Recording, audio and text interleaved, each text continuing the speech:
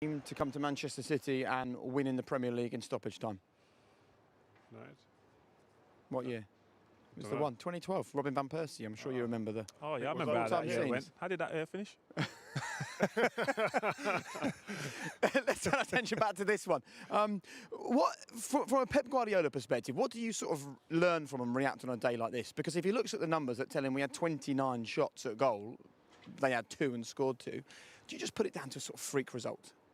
No, that's doing a disservice to Leeds. They've come here and obviously had a game plan. It's been hindered due to the sending off, and they've executed their second one throughout the second half and fully deserved that win. But in regards to Man City's numbers, yes, I think that's an odd situation. I don't think there'll be many games where they have 29 attempts on goal and only score 1 goal.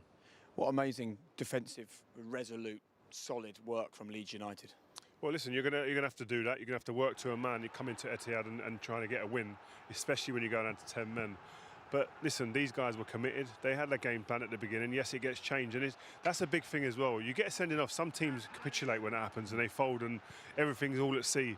They seemed composed and calm. They all knew their jobs. They looked like they were absolutely under control in terms of where they're meant to be as individuals, but also as a collective. And like I said earlier, we can see all these defensive clips that there are also a cutting edge to Leeds when they won the ball. They were getting up the other end of the pitch, slicing through Leeds at times. Not often, but when they did, they ended up getting a shot on goal a majority of the time, or an opportunity in front of goal. But I thought City at times, in the first half especially, they had a couple of half chances where you feel they could have done better.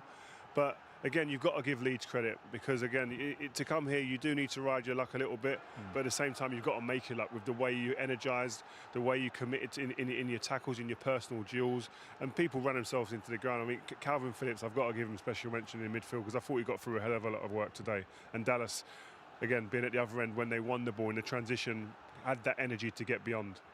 Yeah, I can echo all them thoughts there from Rio. But as you said, you need luck when you're playing against these top teams, and they've rode their luck at times, but fully deserved to score with the 2 chances they had. And isn't that what we want from newly promoted teams, to come into the Premier League and do that? I mean, we saw Pep looking furious there. You know, it's only the 2nd time in his career that he's been beaten at home by a team who've just been promoted. But if you're going to come to the Premier League, play that way. Come and entertain us. Yeah, they're not being conservative. They just throw everything at it. They go at it. They come to a game. I'd love to see it when the fans are in the stadium, because the reaction of the fans to see how committed they are on the front foot.